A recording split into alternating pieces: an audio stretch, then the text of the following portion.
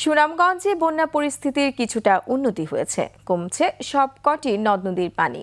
গাইবান্ধায় প্লাবিত ৩১ ইউনিয়নের এখনো পানির নিচে। এদিকে সিরাজগঞ্জে তীব্র হচ্ছে নদী ভাঙন, যমুনায় বিলীন হচ্ছে ফসলি জমি, বসতঘর।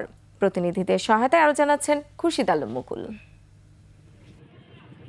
দুই দফার বন্যায় দিশেহারা সুনামগঞ্জের বানভাসীরা, তবে দুদিন ধরে বৃষ্টি এবং পাহাড়ি ঢলকমায় কিছুটা স্বস্তি ফিরেছে। সুরমা, জাদুকাটা, বোলাই, পাটলাই সহ সবকটি নদ নদীর পানি কমতে শুরু করেছে। নদীর পানি কমলেও দুর্ভোগ কমছে না পানিবন্দী মানুষের। বিশুদ্ধ পানির সংকটে বন্যা কবলিত মানুষেরা। গাইবান্ধায় তিস্তার পানি কমলেও যমুনা, ব্রহ্মপুত্র ও ঘাঘট নদীর পানি বিপদসীমার উপর দিয়ে প্রবাহিত হচ্ছে। প্লাবিত হয়েছে গাইবান্ধার সুন্দরগঞ্জ, ফুলছড়ি ও সাঘাটার ৩১টি ইউনিয়ন।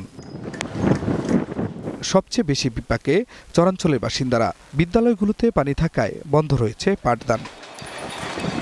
এদিকে সিরাজগঞ্জে যমুনার পানি বৃদ্ধি অব্যাহত রয়েছে। শহর রক্ষা বাঁধের হাট পয়েন্টে বিপদসীমার উপর দিয়ে প্রবাহিত হচ্ছে যমুনার পানি। নদীর পানি বাড়ার সাথে তীব্র হয়েছে নদী ভাঙন। শাহজাদপুর ও এনায়েতপুরে হাট পাঁচিল, সৈয়দপুর, ভেকা এবং জামালপুরে সপ্তাহের ব্যবধানে যমুনায় বিলীন হয়েছে শতাধিক ঘরবাড়ি। খুরশিদ আলম মুকুল, ২১ টেলিভিশন।